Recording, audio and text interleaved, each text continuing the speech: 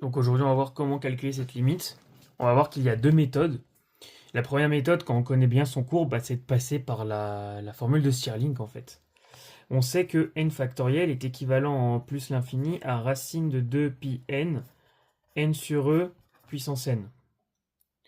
Bon bah là en fait directement, ce qu'on peut dire, c'est que la racine énième de n factoriel va être équivalente en plus l'infini à 2 pi puissance 1 sur 2n, n puissance 1 sur 2n, et directement n sur e.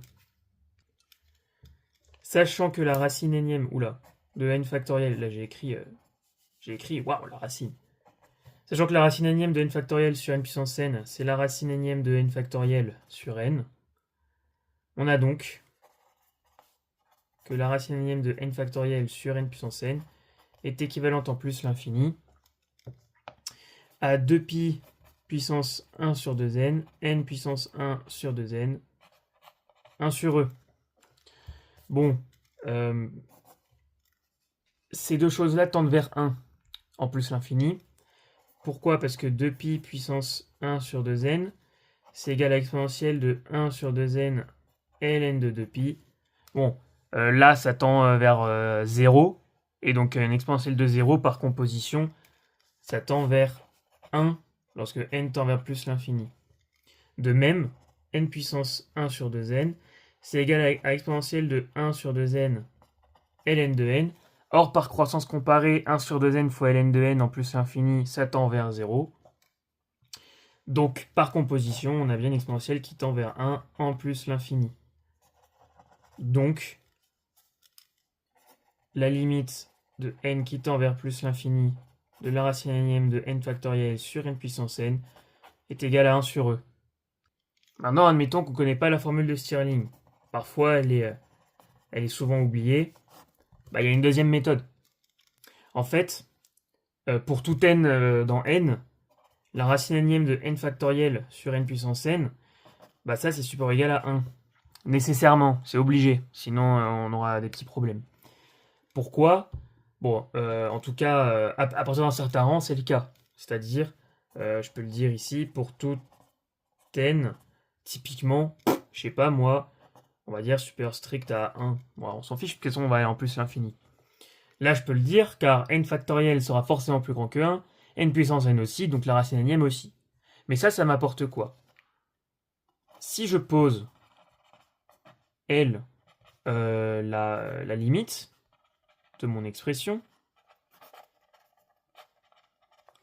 je peux alors dire que ln de L, c'est égal, bon alors, au ln de la limite, et donc c'est la limite du ln. On a le droit de le dire car la fonction ln est continue.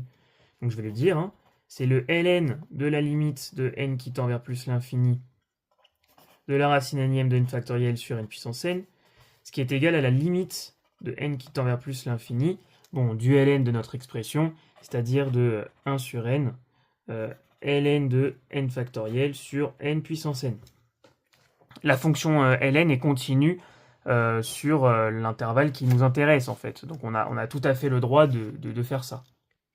Maintenant, si on s'intéresse à ln de n factoriel sur n puissance n, bon ça, c'est un peu comme si j'écrivais ln de 1 sur 1 fois 2 sur 2 puissance 2. Enfin, c'est un peu mal dit. Ce que je veux dire par là, c'est qu'on voit qu'on a le ln d'un produit, qui est le produit des k égale 1 à n, des k factoriels sur n. Voilà, exactement. Pardon, des k sur n. On a ce produit-là. On le voit bien, car ici on a du n puissance n. Donc en fait là c'est comme si n fois on multipliait n. Et là on a une factorielle, c'est 1 fois 2 fois 3, etc. Donc c'est bien le produit des k égale 1 à n des k sur n. On retombe bien sur ce qu'on veut. Donc en fait là je peux mettre que c'est égal. Mais donc ça c'est égal à la somme des k égale 1 à n des ln. Des ln de k sur n. Donc qu'est-ce qu'on calcule en fait? ln de notre limite, c'est égal à la limite de n qui tend vers plus l'infini de 1 sur n fois la somme des k égale 1 à n des ln de k sur n. Et là, qu'est-ce qu'on retrouve? On retrouve les sommes de Riemann. On rappelle la propriété des sommes de Riemann, qui est en fait la définition de l'intégrale. Pour une fonction continue sur un intervalle AB, on sait que ça s'étend aussi aux fonctions intégrables sur un intervalle quelconque, mais pour f continue sur un intervalle AB, la limite de n qui tend à plus l'infini de b moins a sur n, donc en fait ça c'est le pas, fois la somme de k égale 0n des f de a plus kb moins a sur n, ça fait l'intégrale de a à b de f de x dx. C'est la définition même d'une intégrale. C'est les segments en fait, on somme les rectangles, c'est la sommation des rectangles à l'infini, pour avoir l'air sous la courbe, c'est la définition de l'intégrale. Bon, c'est aussi le théorème des sommes de Riemann.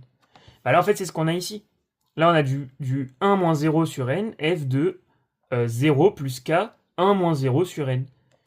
Donc en fait directement, ln de l, c'est égal à l'intégrale de 0 à 1 de ln de x dx, ça fait moins 1. Bon, on le sait assez facilement, la primitive c'est x ln de x moins x, et on peut le démontrer par intégration par partie. Bon là en l'occurrence aussi c'est une valeur qui est connue. Donc L est égal à exponentielle de moins 1 égale 1 sur E.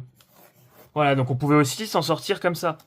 Ça demande peut-être plus d'hypothèses mathématiques, voilà, ça demande de reconnaître ici le bon produit, ça demande ce genre de choses, et aussi de faire des petites analyses de signes de notre expression. Mais voilà, par contre, si on connaît la formule de Stirling, directement utiliser cette propriété-là, c'est aussi très efficace.